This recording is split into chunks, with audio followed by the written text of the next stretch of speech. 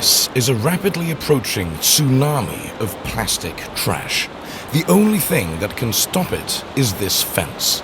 But it won't hold for long.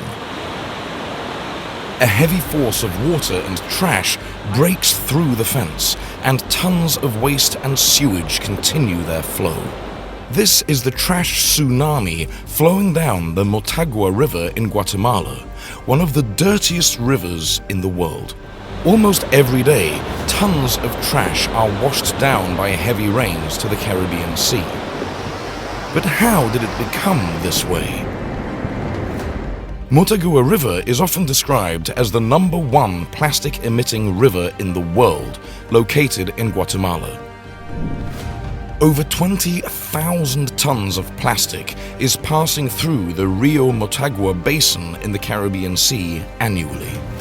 This would equate to roughly 2% of the world's overall plastic emissions to the ocean.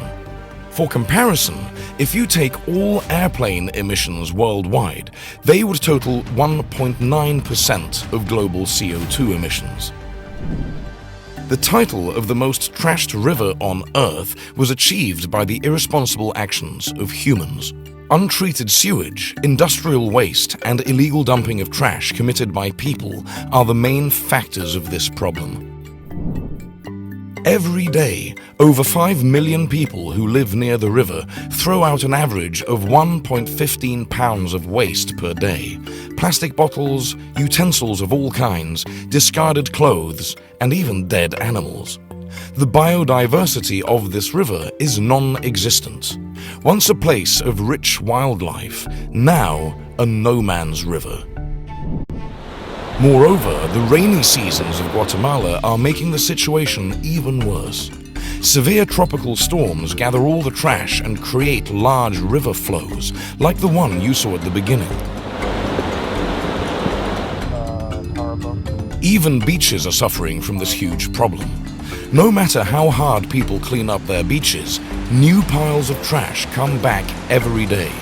The government is working on putting heavy trash regulations, while non-profit organizations like Ocean Cleanup are working on solutions now. This fence was the first attempt to stop the trash from flowing.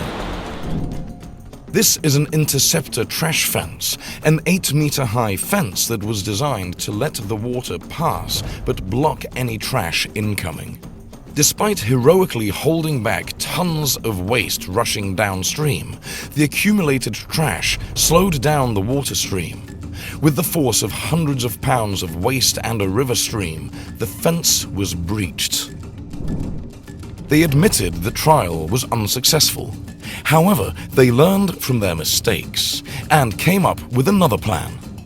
Now, time for a real blockade.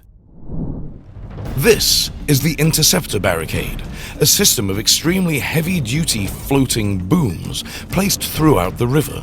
Its purpose is to efficiently catch all plastic waste possible while allowing the water to pass freely below the surface. The barricade is assisted by a second boom system.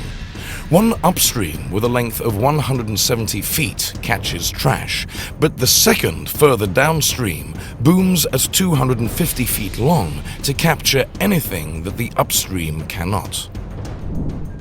To keep steady, each boom is chained to 2 concrete foundations on the riverbank.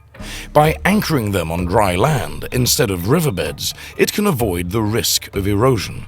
It is the second attempt at solving the issue of trash tsunamis, and it worked perfectly. From May to June 2023, the system captured almost 2 million pounds of trash and extracted for recycling. This is the equivalent of 256 truckloads. The number is truly astonishing. It lets you see the scale of the trash problem Guatemala is facing. This river is the ultimate challenge like no other. If the project proves its long-term success, this will have a major impact to contribute to clean and healthier waters of Guatemala and the rest of the world.